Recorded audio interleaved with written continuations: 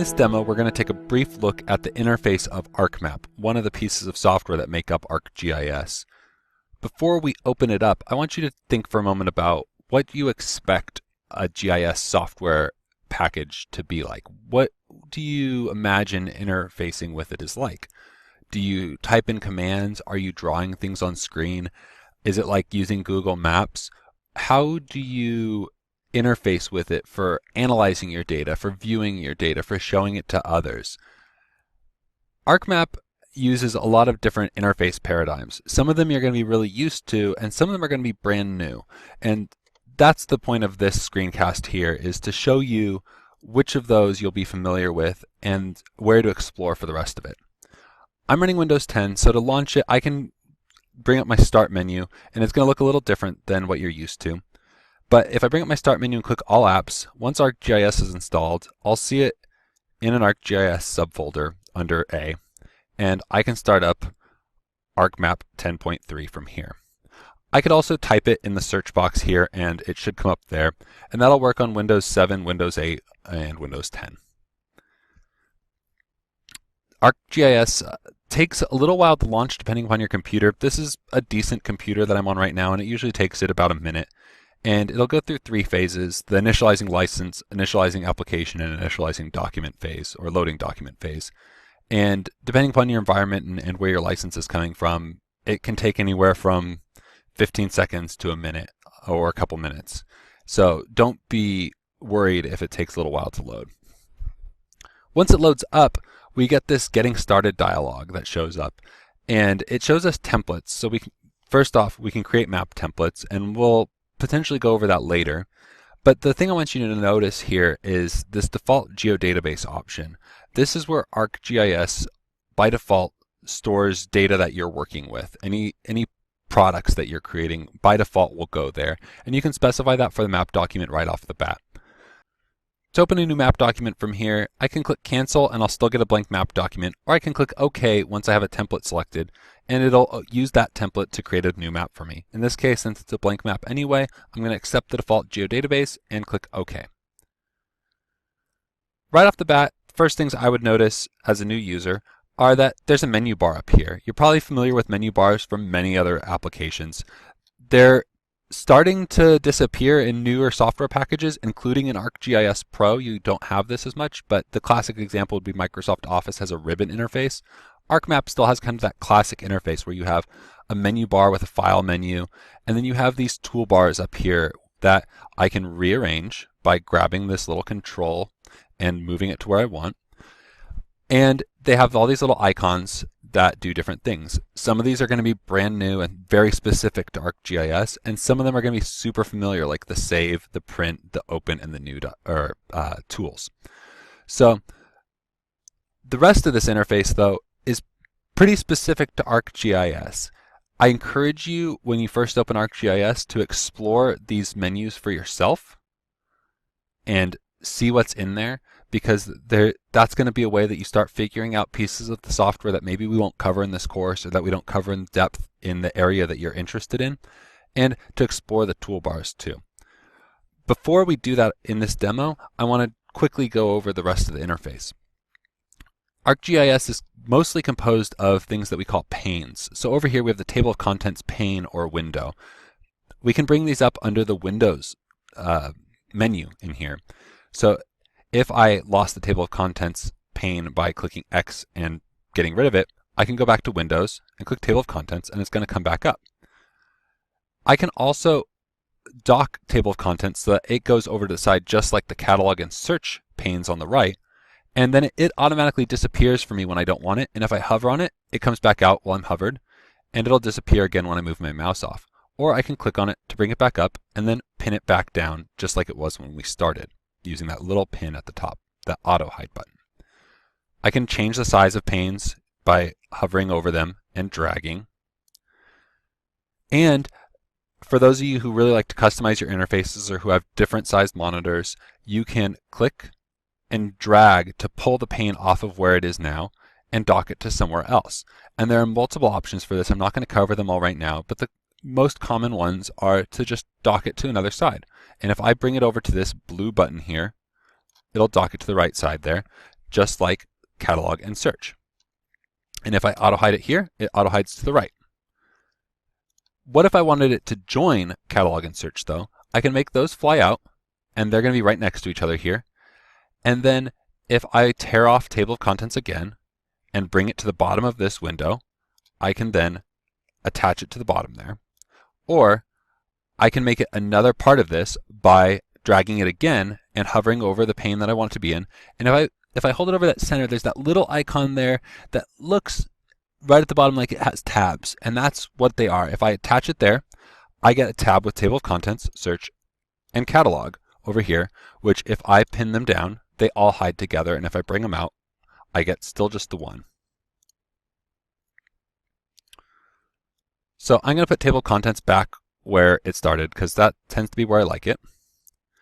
And I just tore off all three, as you can see. So I need to tear off table of contents using that bottom tab and dock it back to the left. We also, as you just saw, we have a search and a catalog pane. Catalog is a full Arc catalog window. Arc catalog is a separate application. And so we're going to go through a lot of that later, but know that there's a catalog window here. I'm going to hide it for now. And search. Search gives us local search, ArcGIS Online Search, and Enterprise Search. For now, we'll focus on local search, and this is a way we can bring up tools or data once we have them on our machine. The tools are built in, and data, as you start to build it, ArcGIS is going to index it and let you search for it. I'm going to hide that back again. And let's take a quick look at some of the menus here.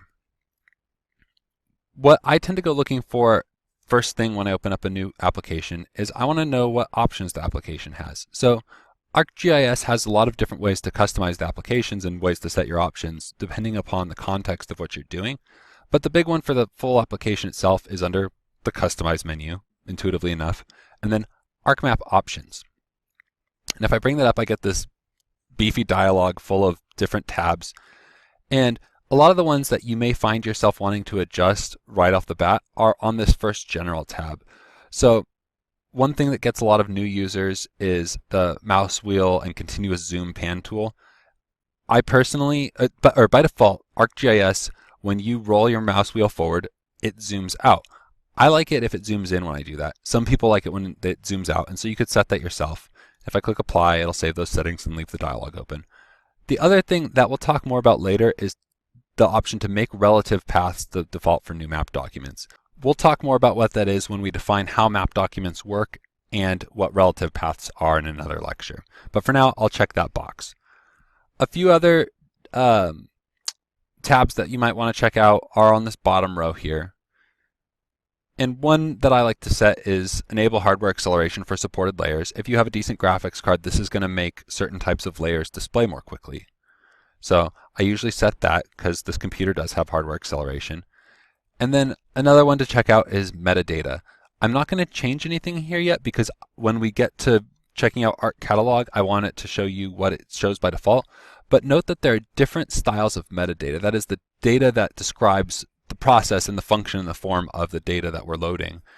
And we can view it in different formats. And a really common one is the FGDC CSDGM metadata. Usually I select that as my metadata format. We'll select that later on in this class, but for now we'll leave it as item description. And I'm going to click OK, and that's going to save out my preferences and bring me back to the application. So one thing I haven't talked about yet, though, is this big white space in the middle here. Probably, given the amount of space given to it, the most important part of it. What goes on in there? That's where we view our data. So let's add some data now so we could take a look at it. And if I click this button here, I get some options for adding data. I can add data directly from my computer. I can add a base map, which is sort of like Google Maps, where you have pre-made tiles of map information that are just cartographic. They just show you information. You can't analyze them, but they provide context for the rest of your data that you've added. Or you can add data from ArcGIS Online. So I'm going to click Add Data. And I'm going to bring in just a California counties layer that I have in a geodatabase. And we'll go through how to find these later, but I'm going to bring in a counties layer. And I'll click Add. And ArcGIS knows how to draw this automatically, and it gives it some colors and some boundary line colors and styles immediately so that I can view it in this window here right off the bat. Notice what happened over in the table of contents though. I have a counties layer, and there's a lot of interaction we can do over here to specify how we want to see our counties layer. But the only one I'm going to show you right now is that I can turn off the counties layer and make it disappear. As we add more layers, that's going to be a very important function for us to explore our data. Right now I'm looking at the full extent of the California counties layer, but if I want to zoom in, I can use my scroll wheel and zoom in, and it follows where my cursor is pointing and zooms toward it. By default, you can change that in the options. Or I can use the tools up on the toolbar, the zoom in and zoom out tools, and I can click and drag to select a region that I want it to show on screen. Similarly, I can zoom out by a certain amount by using the zoom out tool. And then I can use the hand tool, the pan tool, to drag the map around just like you're used to in things like Google Maps or Bing Maps or whatever mapping service you use. And if I want to go back to see all of the layers on the map, I can click full extent and it takes me back out. One thing to note about that full extent tool though is if I have a base map layer on, it's going to zoom me out effectively to the whole Earth. And so if you're showing a lot of data that you're interested in a local area, you're going to instead want to go, let's zoom back in for a moment, and right click on the layer that maybe best represents your whole boundary and just do zoom to layer. There are a lot of options in that right click menu, right? And so that's another thing to note here is a lot of things in ArcGIS appear in right click menus. So if you're wondering if you have more options somewhere, try right clicking on it and see what comes up. We're going to go through almost all of this at some point in this class, but for now, know that there's that menu and you should explore it. To wrap up this interface tour, I want to show you how to add more tools to your view here. So ArcGIS is based upon this toolbar model where most of its functionality appears in these tools here. There are a few other ways to access it that we'll show you later on. But for now, know that if I right click in a blank space up at the top here, I get a menu full of different toolbars, a massive menu full of different toolbars I can add. And you'll see the ones that we have up are checked. We have standard and tools. This first one on the left here, that's standard. And this one here is tools. So there is a lot of other functionality that's hiding in here. And if you right click and bring up one of these toolbars, you'll be able to add additional functionality right away to your map document. So if I select the draw toolbar here, it pops up and it's floating. I can drag it around, and just like the panes, I can dock it up here if I want to. And so if I move it around, I'll be able to dock it, and that way I have all my toolbars in one spot. And the draw toolbar does exactly what it says. It gives me the ability to do things like creating rectangles in my view here, or add text. In practice, you mostly want to do that when you're getting ready to export a map for other people to use, but it's one of the sets of tools and it's a toolbar.